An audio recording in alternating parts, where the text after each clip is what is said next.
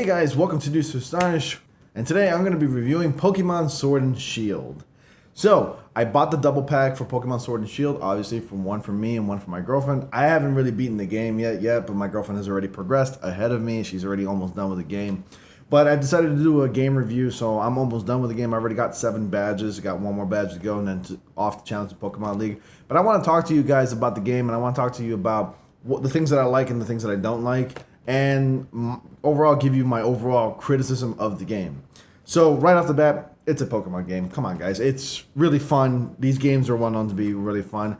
There is this sort of formulaic thing that you follow in certain Pokemon games, but a lot of the things that you know and love about Pokemon has been changed and altered for the best, but still remains fun and fresh and new. So let's go ahead and talk about what are some of the things that you can expect that are fresh and new in the game. Starting off with the wild area. The wild area is a new area in this Pokemon series, and it's a area dedicated to only catching wild Pokemon and also finding a lot of lost items such as TMs, berries, and other various items that you can find out there. This place is packed with Pokemon. It is pretty vast and large, and there's a lot of Pokemon of all sorts of levels available to you to catch from the start. But a lot of the Pokemon that are really high level are not easily accessible, and you can't really catch them yet. You can battle them, but you can't catch them. You see, with the game's new rules, back then Pokemon up to certain levels wouldn't listen to you if you had a certain amount of badges or if you didn't have a certain amount of badges. This time, you'd have to earn a certain amount of badges to capture Pokemon of a certain level. So for instance, if you wanted to capture Pokemon at level, let's say 25, you'd have to at least have 1 or 2 badges to catch those Pokemon, and etc. and etc. So if you wanted to catch a Pokemon at level 50, you already needed to have at least 6 Pokemon badges to catch them. So that was a really new creative way of taking this game in that approach. You can capture any Pokemon you'd like, but you'd have to have a certain amount of badges. So back then, certain Pokemon of certain levels wouldn't listen to you if you were missing certain badges, but now it's the other way around. You weren't allowed to catch Pokemon of higher levels if you didn't have the right amount of badges. So it was a pretty creative take. They kind of broke away from like that old concept from Pokemon, and they implemented this new concept. So it was fresh and new, and I was actually kind of surprised to see that. I tried not to watch a lot of trailers of Pokemon, so I went in this kind of fresh and new. I have been aware of a lot of the criticism that this game has been receiving. For instance, this whole controversy of the Pokemon Pokédex, the entire national dex, has been completely absent from this game. And a lot of the Pokemon has been cut off. Some of our favorite ones, if anything, has been cut off. Specifically, I like to talk about the starters. The only starter available in this game is Charmander and the Charmander evolutions. Bulbasaur and Squirtle evolutions, they're not available, and a lot of other starters are clearly missing. And along with a few legendaries that are really well known and fan favorites are also clearly missing in this game. So in this case, this game is Pokemon. Got to catch some of them. Not got to catch them all. So yeah, way to go there. How do you expect us to complete the Pokédex then?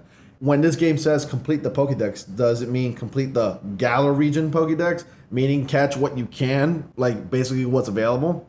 I mean, I don't know yet. For as far as I know, about maybe a little more than 50% of the Pokemon in the entire Pokemon category and Pokemon list, or whatever you want to call it, is completely missing. And that sucks, because there's a lot of Pokemon I was looking forward to catching. But on top of that, a lot of evolutions that were pretty hard to catch from the beginning are available in this game for you to catch. For instance, you can capture the entire Machoke evolution line, the entire Ghastly evolution line, and many others, and that's pretty cool. So you don't really have to go through the process of trading certain Pokemon to evolve certain Pokemon. So that, I guess I can give it that. That's pretty cool. And one critique I really want to throw in about the wild area, while it is pretty vast and large and fun to run around with, it can be a little bland sometimes. Yes, I had certain expectations, not high expectations, but certain expectations about the Pokemon wild area, Pokemon Sword and Shield in general, where if you notice, if you played in the Pokemon wild area, the camera is completely controllable. You can actually move it around at your pace. You can move around wherever you want to make it easier to find things and items and Pokemon, of course, in the wild area. And I thought this was going to be implemented throughout the whole course of the series. But no, they actually decided to stick with a fixed camera angle throughout every city that you visit, kind of like the previous Pokemon games. So that's how it's always been. Never had control of the camera area, but introducing free camera control in this game was an entirely new concept, and I liked it, but it's only limited to the wild area, which is kind of disappointing. So it kind of gives you like a piece, or if not a tease, of Pokemon Breath of the Wild, if anything. You can call it that. Only that area is where you can actually control the camera, and that left me a little disappointed. And the wild area being kind of bland, where it looks like a lot of the stuff there is kind of like unfinished and not really rendered as well. For instance, like some of the trees, bushes, and logs in the ground don't look completely rendered.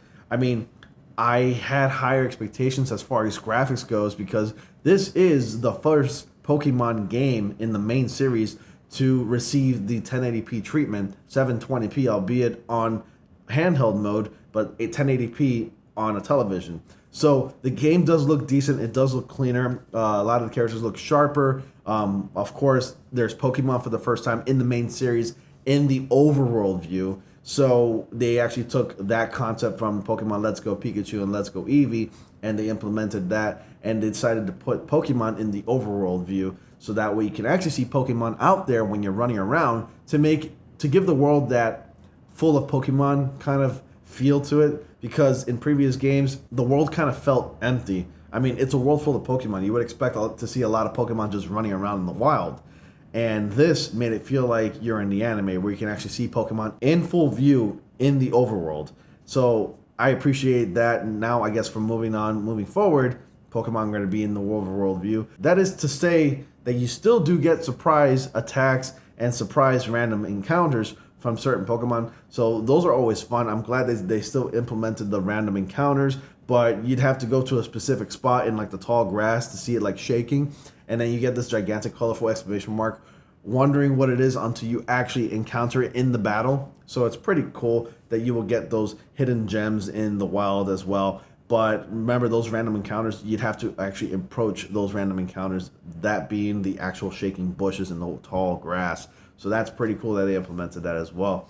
So my overall criticism, really, it kind of sucks that the entire National Dex is not available to you in the game.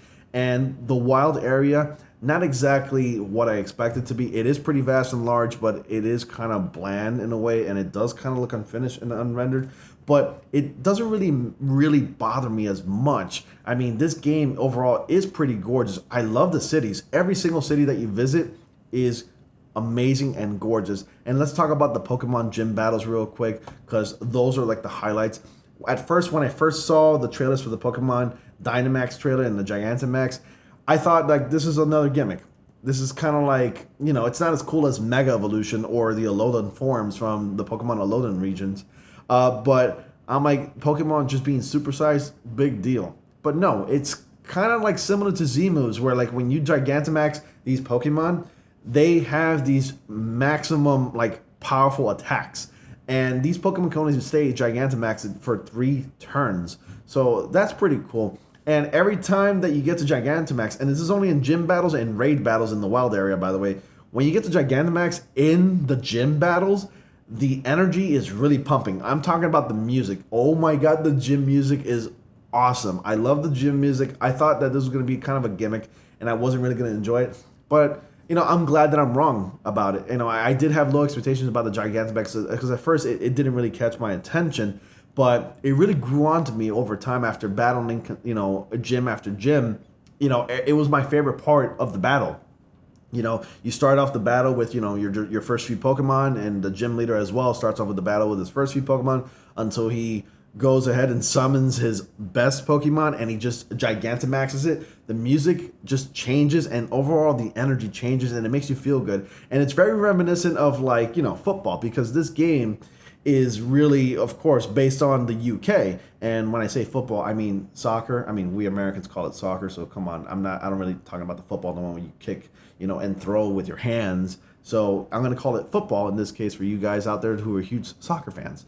So pardon my Americanism, sorry. The gyms are really, they take place in a stadium in front of an audience who gets to react to your attacks. They react to Pokemon fainting. They react to Pokemon defeating other your opponent's Pokemon.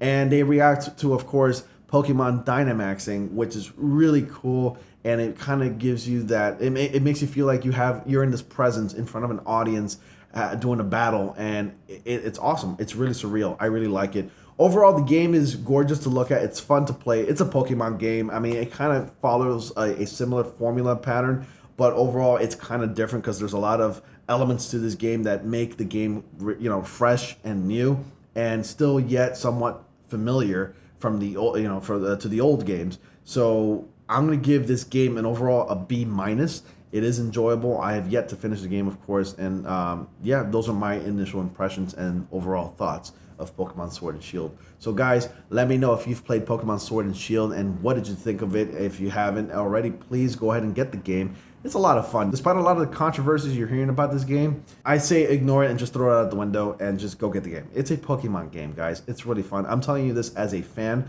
not a major, huge fan. The only thing about Pokemon that I like is just the games. I don't really watch the anime or anything anymore. I just like the games. They're fun to play, and every year when a new game comes out, I look forward to playing it. I'm not like a total fan of collecting every single Pokemon in the National Dex. That's why when I first heard that the National Dex is not available and it won't be available in the games, I wasn't completely bummed out about it, and I thought like, yeah, it kind of sucks, but I'm just a casual fan player of the series. That's it. I'm not gonna get really pissed off that I'm gonna throw my fist in the air and go ahead and submit death threats to like Game Freak and the creators of Pokemon. So yeah, this game is fun. Despite what you heard about it, it's still a good time. So that's why I gave the rating that I gave, which is a B minus. So guys, that was my review for Pokemon Sword and Shield. What did you think of it? Have you guys played it already? Please be sure to buy it if you haven't done so already, and please be sure to play it. It is a really fun time. So anyways, guys, thank you all so much for watching. Please stay tuned for more videos I got coming up, and I will see you all in the next video.